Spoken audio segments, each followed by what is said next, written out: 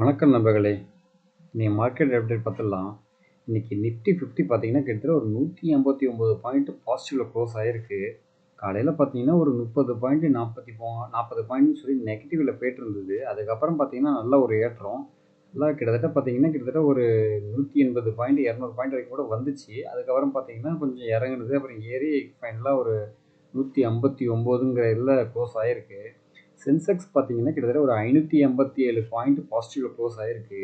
Nifty bank பார்த்தீங்கன்னா 530 point positive close ஆயிருக்கு. Financial service 258 பாயிண்ட்னு positive close ஆயிருக்கு. இது வந்து ஃபார்மா, ஆட்டோ, எனர்ஜி, எஃப்எம்சிஜின்னு சொல்லி எல்லாமே பாசிட்டிவ் சைடில் தான் போயிருக்கு. காலையில் பார்த்தீங்கன்னா ஐடி செக்டர்லாம் கொஞ்சம் டவுனில் போயிருந்தது. கிட்டத்தட்ட பார்த்தீங்கன்னா ஒரு 100 பாயிண்ட் 150 பாயிண்ட் மேலே இறக்கத்தில் தான் இருந்துச்சு. அதுக்கப்புறம் பார்த்தீங்கன்னா ஒரு ரெக்கவரி கொடுத்து பாசிட்டிவ் சைடில் இப்போதைக்கு பார்த்தீங்கன்னா ஒரு 26 பாயிண்ட் பாசிட்டிவ்ல க்ளோஸ் ஆயிருக்கு. இங்கே ஐடி செக்டர் எல்லாமே எதுக்காக நெகட்டிவ் சைடு போயிருக்குன்னு பார்த்தீங்கன்னா அசென்ச்சரோட ரிசல்ட் வந்துருச்சு. அந்த ரிசல்ட்டோட இம்பேக்ட்னால பார்த்தீங்கன்னா நம்ம யூஎஸ் மார்க்கெட்டும் கொஞ்சம் இறங்குனது. அதுக்கப்புறம் பார்த்தீங்கன்னா இப்போ நம்ம இந்தியா மார்க்கெட்டும் இறங்க ஆரம்பிச்சிது. பட் ஃபைனலாக பார்த்தீங்கன்னா ஒரு ரெக்கவரி கொடுக்க ஆரம்பிச்சிச்சு. டிசிஎஸ் எல்லாம் பார்த்தீங்கன்னா கிட்டத்தட்ட ஒரு 2% மேலே நெகட்டிவ் சைடில் போயிருந்தது. டிசிஎஸ், இன்ஃபோசிஸ், ஹெச்சிஎல்னு சொல்லி எல்லாமே நெகட்டிவ் சைடில் தான் இருந்துச்சு. பட் ஃபைனலாக பார்த்தீங்கன்னா ஒரு நல்ல ஒரு ரெக்கவர் கொடுத்தது. அதேமாதிரி பார்த்தீங்கன்னா காலையில் மிட் கேப்பும் ஸ்மால் கேப்பும் பார்த்தீங்கன்னா ஒரு 0.5% தான் ஒரு பாசிட்டிவ் சைடில் இருந்துச்சு. அதுக்கப்புறம் பார்த்தீங்கன்னா மிட் கேப்பு ஸ்மால் கேப்பு நல்ல ஒரு ரெக்கவரி கொடுத்து நல்லாவே ஏற ஆரம்பிச்சிட்டு ஸ்மால் கேப்லாம் பார்த்தீங்கன்னா 2% மேலே நல்ல ஒரு பாசிட்டிவில் க்ளோஸ் ஆகிருக்கு. மிட் கேப்லாம் பார்த்தீங்கன்னா கிட்டத்தட்ட ஒரு 1.5% ரேஞ்சுக்கிட்ட நல்லாவே பாசிட்டிவில் க்ளோஸ் ஆகிருக்கு. மோஸ்ட்லி பார்த்தீங்கன்னா எல்லா செக்டாருமே இன்றைக்கி நல்ல ஒரு பாசிட்டிவ் தான். எக்ஸப்ட் மெட்டல் மட்டும் பார்த்தீங்கன்னா கொஞ்சம் டவுன் சைடில் போயிடுச்சு. கிட்டத்தட்ட ஒரு 50 பாயிண்ட் நெகட்டிவ்ல இருக்குது. காலையில் கொஞ்சம் நல்ல பாசிட்டிவில் போகுது. அதுக்கப்புறம் பார்த்தீங்கன்னா கொஞ்சம் நெகட்டிவ் சைடு வர ஆரம்பிச்சிச்சு. ஏன்னா ஏதாவது ஒன்று ஏறணும் ஒன்று இறங்கணும் அப்படிங்கிற கான்செப்டில் தான் இப்போ போயிட்டே இருக்குது. அதுமாரி பார்த்தீங்கன்னா நேற்றுக்கு வந்து எஃப்ஐ வந்து பார்த்தீங்கன்னா பையிங் சைடு வந்திருக்காங்க. கிட்டத்தட்ட பார்த்தீங்கன்னா ஒரு 3239 கோடிக்கு பை பண்ணியிருக்காங்க. அதே அளவுக்கு டிஐ பார்த்தீங்கன்னா 3136 கோடிக்கு சேல் பண்ணியிருக்காங்க. எஃப்ஐ பை பண்ண ஆரம்பிச்சோன்னா பாருங்கள் ட்ரெண்ட் நல்லாவே ஒரு அப் ட்ரெண்ட் போக ஆரம்பிச்சிட்டு ட்ரெண்ட் வைஸ் பாருங்கள் கரெக்டாக இதெல்லாம் பிரேக் அவுட் பண்ணி நல்ல ஒரு அப் ட்ரெண்டில் தான் இப்போதைக்கு க்ளோஸ் ஆகிருக்கு. சொல்லப்போனால் இந்த வாரம் ஃபுல்லாகவே ஒரு 5 செஷனாக பார்த்தீங்கன்னா அந்த 5 நாளுமே நல்ல ஒரு இது தான். இன்றைக்கி வந்து பார்த்திங்கன்னா வேல்யூமும் நல்லா இன்க்ரீஸ் ஆகிருக்குது. இது ஃபர்தராக 23,800 போகிறதுக்கு சான்சஸ் இருக்குது. அதே மாதிரி 24,300 23,300 வரைக்கும் போகிறதுக்கும் சான்சஸ் இருக்குது.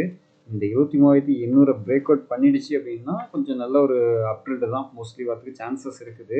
பட் குளோபலாக எந்த ஒரு இது நியூஸும் அஃபெக்ட் ஆகாமல் இருந்துச்சுன்னா நம்மளுக்கு பாசிட்டிவ் சைடு போகும். இதில் இன்னொரு விஷயம் என்னென்னா நெக்ஸ்ட் மந்த்லேருந்து பார்த்தீங்கன்னா Q4 ரிசல்ட் வரப்போகுது. ப்ளஸ் ஆனுவல் ரிப்போர்ட் வேறு வரப்போகுது. ஸோ அது வந்து மார்க்கெட் எப்படி எடுக்குன்னு தெரில. மேபி அதில் வந்து அடிக்கிறதுக்காக இப்போது ஒரு நல்ல ஒரு ஏற்றம் கொடுக்குற மாதிரி கொடுத்துட்டு அதில் கூட நம்ம இறக்கி விடலாம். நம்ம எதுவும் இல்லை கிளியராக சொல்ல முடியாது. பட் ட்ரெண்ட் வைஸ் பார்க்கும்போது நல்லாவே பிரேக் அவுட் ஆகி மேலே ஏற ஆரம்பிச்சிருக்கு. இதே மாதிரி ஏறிக்கிட்டே போனதுன்னா எல்லாருக்குமே ஒரு சந்தோஷமாக இருக்கும். ஸோ பொறுத்திருந்து பார்ப்போம் எப்படி போகுதுங்கிறத. அடுத்தது வந்து பார்த்திங்கன்னா இன்றைக்கி அட்வான்சஸ் பார்த்திங்கன்னா கிட்டத்தட்ட ஒரு 38 கம்பெனி வந்து பார்த்திங்கன்னா அட்வான்சஸில் இருக்குது. டிக்ளைன் பார்த்திங்கன்னா ஒரு 12 கம்பெனி அப்படிங்கிற ரேஞ்சில் இருக்குது. இதில் வந்து பார்த்திங்கன்னா எஸ்பிஐ லைஃப் தான் இன்றைக்கி டாப் கெயினராக இருந்திருக்கு. அதுக்கப்புறம் NTPC, ONGC, Bajaj finance, BBC எல்லாம் பார்த்திங்கன்னா நல்ல ஒரு பாசிட்டிவ் கிட்டத்தட்ட ஒரு 2% மேலே எல்லாமே பார்த்திங்கன்னா நல்ல 2% மேலே நல்லா தான் இருக்குது. நெகட்டிவ் சைடு பார்த்திங்கன்னா ட்ரெண்டு தான் இருந்தது கிட்டத்தட்ட ஒரு 1.5%. அதுக்கப்புறம் பார்த்திங்கன்னா எம்என்டமும் இன்றைக்கி காலையில் நல்ல ஒரு ப்ராஃபிட்டில் தான் இருந்துச்சு பாசிட்டிவ் சைடில் இருந்தது. அதுக்கப்புறம் பார்த்திங்கன்னா ஒரு டவுன் சைடு போக ஆரம்பிச்சிட்டு அதுமாதிரி விப்ரோ, ஹிண்டால்கோ, இன்ஃபோசிஸ் எல்லாம் பார்த்திங்கன்னா கிட்டத்தட்ட ஒரு 2.5% 3% நெகட்டிவில் இருந்தது. அதுக்கப்புறம் பார்த்திங்கன்னா நல்ல ஒரு ரெக்கவரி கொடுத்ததுனால இப்போதைக்கு ஒரு 1.25% ரேஞ்சில் இப்போதைக்கு க்ளோஸ் ஆகிருக்கு. இன்றைக்கி வந்து சில மார்க்கெட் அப்டேட் எல்லாம் பார்த்துடலாம். இன்றைக்கி வந்து பார்த்திங்கன்னா மணப்புரம் வந்து ஃபினான்ஸ் வந்து பார்த்திங்கன்னா கிட்டத்தட்ட ஒரு 5% மேலே நல்ல ஒரு பாசிட்டிவ் மூமெண்ட் எல்லாம் போயிருந்தது. காலையில் பார்த்திங்கன்னா ஒரு 3% இருந்தது. அதுக்கப்புறம் பார்த்திங்கன்னா ஒரு 5-6% மேலே நல்ல பாசிட்டிவ் சைடில் போயிருக்கு. அது என்ன காரணம்னா குளோபல் ப்ரைவேட் இன்வெஸ்ட்மெண்ட்டான பெயின் கேபிட்டல் வந்து கிட்டத்தட்ட ஒரு 18% ஸ்டாக்கை வந்து வாங்க போகிறதா அறிவிச்சிட்டாங்க. அது அஃபிஷியலாக இதுலேயும் வந்துருச்சு, நியூஸும் வந்திருக்கு. இதோட மதிப்பு வந்து பார்த்திங்கன்னா கிட்டத்தட்ட ஒரு 4,385 கோடிக்கு அக்விசிஷன் பண்ணுறதா சொல்லியிருக்காங்க. ப்ரைஸ் வந்து பார்த்திங்கன்னா 236 அப்படிங்கிற ரேஞ்சில் ஃபிக்ஸ் பண்ணியிருக்காங்க. அந்த இதில் தான் வாங்கியிருக்காங்க. ஸோ அந்த ஒரு நியூஸ்னால பார்த்தீங்கன்னா நேற்று 218 ரேஞ்சில் க்ளோஸ் ஆயிருந்தது. அதுக்கப்புறம் பார்த்தீங்கன்னா இன்னைக்கு காலையில் 222 ரேஞ்சு வந்தது. அதுக்கப்புறம் பார்த்தீங்கன்னா 230 ரேஞ்சு வந்துருச்சு. ஸோ இது இன்னும் ஃபர்தராக ஏறதுக்கு சான்சஸ் இருக்குது. இது எல்லாமே நியூஸ் பேஸ்டு தான். இது ஒரு ரேண்டமாக ஏற ஆரம்பிச்சிடும், ரேலி கொடுத்து ஏற ஆரம்பிச்சிடும். அதுக்கப்புறம் பார்த்தீங்கன்னா நம்ம ஷூராக சொல்லாமல் சடனாக பார்த்தீங்கன்னா குவார்டர் குவார்டர் ஃபோர் ரிசல்ட்டோ எது சம்திங் நியூஸ் ஏதாவது வந்துருச்சு அப்படின்னா அடிச்சு இறக்க ஆரம்பிப்பாங்க. பிஃபோராக ஒரு நியூஸ் ஒன்று வந்துருச்சு, அந்த இதை வச்சு இவங்க என்ன பண்ணாங்க, செபி வந்து பேன் பண்ணியிருக்கு அப்படின்னு ஒரு நியூஸை வச்சுக்கிட்டு கிட்டத்தட்ட ஒரு 140 வரைக்கும் வந்துருச்சு. அதுக்கப்புறம் பார்த்தீங்கன்னா நல்ல ரெக்கவரி கொடுத்து இப்போதைக்கு பார்த்தீங்கன்னா 230 கிட்ட ரேஞ்சுக்கு வந்துருச்சு. நல்லா ஷார்ட் டைமில் ஒரு 5-6 மாதத்தில் பார்த்தீங்கன்னா கிட்டத்தட்ட ஒரு 40-50% நல்ல ஒரு ப்ராஃபிட்டை கொடுத்துருச்சு. ஸோ நம்ம இதுக்கப்புறம் எப்படி இருக்குன்னு சொல்ல முடியாது. ஸோ ஜஸ்ட் இதை வாட்ச் பண்ணிகிட்டே இருப்போம் நம்ம. அடுத்து இந்துஸ்தான் யூனிலெவர்லேருந்து ஒரு அப்டேட்டு. இந்துஸ்தான் யூனிலெவர் வந்து பார்த்தீங்கன்னா லாக்ரோ பிளாஸ்டிக் சைக்கிள்னு ஒரு கம்பெனி வந்து கிட்டத்தட்ட ஒரு 14.3% ஸ்டாக் வந்து வாங்க போகிறதா ஒரு அறிவிச்சல் கொடுத்துருக்காங்க. இது வந்து வரப்போகிற குவார்டர் ஃபோர் ரிசல்ட்டுக்கு அப்புறம் குவார்டர் ஃபோரில் அப்புறம் இதெல்லாம் பண்ண போகிறதா அப்படின்னு சொல்லியிருக்காங்க. அதாவது கம்மிங் இயரில் ஃபினான்ஷியல் இயர் 25 to 26 இந்த இயரில் வந்து பண்ண போகிறதா ஒரு நியூஸ் ஒன்று கொடுத்துருக்காங்க. அடுத்தது ஹீரோ மோட்டோ கம்பெனி பார்த்தீங்கன்னா யூலர் மோட்டார்ஸ்னு ஒரு 3-வீலர் எலக்ட்ரிக் சைக்கிள் மார்க்கெட் கம்பெனியை வந்து வாங்க போகிறதா சொல்லியிருக்காங்க. அதோட மதிப்பு வந்து பார்த்தீங்கன்னா கிட்டத்தட்ட 525 கோடிக்கு வாங்க போகிறோம் அப்படிங்கிற மாதிரி ஒரு ஸ்டேட்மெண்ட் ஒன்று சொல்லியிருக்காங்க. அடுத்ததாக வந்து ஹிண்டால்கோலேருந்து ஒரு அப்டேட்டு. ஹிண்டால்கோ ப்ரொமோட்டர் வந்து பார்த்தீங்கன்னா கிட்டத்தட்ட ஒரு 45,000 கோடி வந்து அவங்க கம்பெனி மேலே இன்வெஸ்ட்மெண்ட் பண்ண போகிறதா சொல்லியிருக்காங்க. இது வந்து எதுக்காக பார்த்தீங்கன்னா அலுமினியம் மெட்டீரியல்லாம் ப்ரொடக்ஷன் பண்ணுறதுக்கும் அலுமினா சார்ந்த காப்பர் இதெல்லாம் பார்த்தீங்கன்னா ப்ரொடக்ஷன் பண்ணுறதுக்காகவும் பண்ண போகிறதா இதில் சொல்லியிருக்காங்க. ஸோ இது வந்து ஹிண்டால்கோவுக்கு ஒரு பாசிட்டிவ் நியூஸ் தான். பட் என்னென்னா அப்படி இருந்து இன்றைக்கி ஹிண்டால்கோ நெகட்டிவ் சைடில் தான் போயிருக்குது. அடுத்ததாக டாடா குரூப் கம்பெனி வந்து பார்த்திங்கன்னா டெஸ்லாவோட ஒரு அக்ரிமெண்ட் இது போட போகிறாங்க. அவங்க வந்து இப்போ ஈவி கார் எல்லாமே டெஸ்லாவோட ஈவி கார் எல்லாமே இந்தியாவில் வந்து சேலாக போகுது. அந்த நியூஸ் ஆல்ரெடி உங்களுக்கு எல்லாமே தெரிஞ்சிருக்கும்.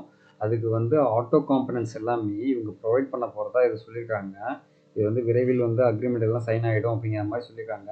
இந்த இதனால் பார்த்தீங்கன்னா டாட்டாவில் உள்ள ஆட்டோ காம்பனன்ட்ஸ் கம்பெனிக்கும் Tata consultancy services, Tata electronic, Tata டெக்னாலஜின்னு சொல்லி இந்த 4 கம்பெனி வந்து இதில் ரொம்ப பெனிஃபிஷியல் ஆகும் அப்படிங்கிற மாதிரி சொல்லியிருக்காங்க. ப்ளஸ் டாடா எலக்ஸியும் இதில் பெனிஃபிஷியல் ஆகும் அப்படிங்கிற மாதிரி சொல்லியிருக்காங்க. இது வந்து பார்த்திங்கன்னா இது ஒரு நல்ல ஒரு பாசிட்டிவ் நியூஸாக டாட்டாவுக்கு கிடச்சிருக்கு. அடுத்ததாக நிதின் கௌஷிக்ங்கிற ஒரு ஃபினான்ஷியல் ரிலேட்டடான உள்ள ஆள் அவர் வந்து ஒரு ஸ்டேட்மெண்ட் கொடுத்துருக்காரு.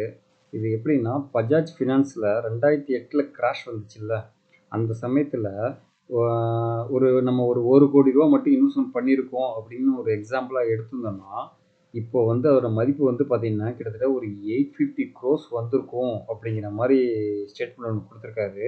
சப்போஸ் நம்ம வந்து 2008 வெறும் 1 கோடி ரூபா இன்வெஸ்ட்மெண்ட் பண்ணியிருந்தா இந்த 2025 பார்த்தீங்கன்னா நம்மளோட சொத்து மதிப்பு கிட்டத்தட்ட 850 கோடிக்கு வந்திருக்கும் அப்படிங்கிற மாதிரி சொல்லியிருக்காரு. அப்படின்னா பார்த்தீங்க எந்த அளவுக்கு க்ரோத் ஆகிருக்குங்கிறத. நாட் ஒன்லி பஜாஜ் ஃபினான்ஸ், இது வந்து எல்லா கம்பெனியுமே இதில் இருக்குது. நம்ம இன்வெஸ்ட்மெண்ட் பண்ணிவிட்டு அதை அப்படியே விட்டுறணும். சப்போஸ் நல்ல கம்பெனி உங்களுக்கு நல்ல இதாக தெரியுது, ஃப்யூச்சர் வந்து இந்த கம்பெனி வந்து நல்ல விதமாக இருக்கும் அப்படின்னு உங்களுக்கு மனசுக்கு பட்டுதுன்னா அது போட்ட காசை மறந்துடணும். நீங்கள் மறந்துட்டீங்கன்னா ஃப்யூச்சரில் இது நல்லாவே க்ரோத் ஆகிருக்கும். வாரன் பஃபெட் இது மாதிரி தான் செய்கிறாரு. நீங்கள் எந்த அளவுக்கு நீங்கள் வெயிட் பண்ணுறீங்களோ அந்த அளவுக்கு உங்களுக்கு நல்லாவே ப்ராஃபிட் கிடைக்கும் அப்படிங்கிற மாதிரி சொல்கிறாரு. என்னென்னா இன்பிட்வீனில் நீங்கள் வந்து கம்பெனியை வந்து ட்ராக் பண்ணிக்கிட்டே இருக்கணும். அவங்களோட குவார்டர் ரிசல்ட் எப்படி இருக்குது, ஆனுவல் ரிசல்ட் எப்படி இருக்குது, அந்த கம்பெனியோட ஃப்யூச்சர் எப்படி இருக்குது, எல்லாத்தையுமே நீங்கள் ஃபர்தராக அனலைஸ் பண்ணிகிட்டே இருந்தீங்கன்னா ஓகே இது வந்து நல்ல க்ரோத் ஆகுது அப்படின்னு ஒரு இது உங்களுக்கு தெரியும் போது ஆட்டோமேட்டிக்காக நீங்கள் அப்படியே வச்சுருக்கலாம். அப்படி இல்லை அப்படின்னா ஃபர்தராக நீங்கள் அமௌண்ட்டை வந்து எடுத்துக்கலாம். இதில் வந்து பார்த்தீங்கன்னா இது ஒரு நல்ல ஒரு ப்ராஃபிட்டபுளாக இருக்கும், ஃப்யூச்சர் இருக்குது அப்படின்னு சொல்லி அவரும் சொல்கிறாரு, வாரன் பஃபெட்டும் சொல்லியிருக்காரு. ஸோ இப்போ நானும் அதை தான் சொல்கிறேன். ஸோ மோஸ்ட்லி வந்து பார்த்தீங்கன்னா கொஞ்சம் வெயிட் பண்ணுறதுக்கு பாருங்கள். அட்லீஸ்ட் ஒரு 1 or 2 years அப்படிங்கிற மாதிரி ஒரு வச்சு வெயிட் பண்ணி அதில் எப்படி ப்ராஃபிட் வருது என்னன்னு பாருங்கள். இல்லை லாங் டர்மாக வெயிட் பண்ணுறதாங்க வெயிட் பண்ண ஆரம்பிங்க. பட் உங்கள்கிட்ட சஃபிஷியன்ட் மணி இருக்குது, அந்த பணம் வந்து வேண்டாம் அப்படிங்கும்போது ஒதுக்கி வச்சுருங்க. அந்த பணத்தை எதுவும் எடுக்கக்கூடாது. அந்த பணம் அப்படியே இருக்கட்டும். இப்போ 10,000 நீங்கள் போட்டிருக்கீங்க, இப்போதைக்கு அது எனக்கு தேவையில்லை, அது அப்படியே இருக்கட்டும், அந்த ஸ்டாக்ஸ்லேயே அப்படியே இருக்கட்டும். ஃப்யூச்சரில் அடுத்த 1 வருஷம் 2 வருஷம் 3 வருஷம் கழிச்சு அது எப்படி க்ரோத் ஆகிருக்கு அப்படிங்கிற மாதிரி பாருங்கள். அதில் வந்து உங்களுக்கே ஒரு ஐடியா கிடச்சிடும். அதை வச்சு நீங்கள் அடுத்தடுத்த இன்வெஸ்ட்மெண்ட்லாம் ஸ்டார்ட் பண்ண ஆரம்பிக்கலாம். ஸோ நீங்கள் கொடுத்த இன்ஃபர்மேஷன் எல்லாமே யூஸ்ஃபுல்லாக இருக்கும்னு நினைக்கிறேன். அடுத்த இன்ஃபர்மேஷனோட அடுத்த வீடியோ சந்திப்போம். நன்றி நண்பர்களே.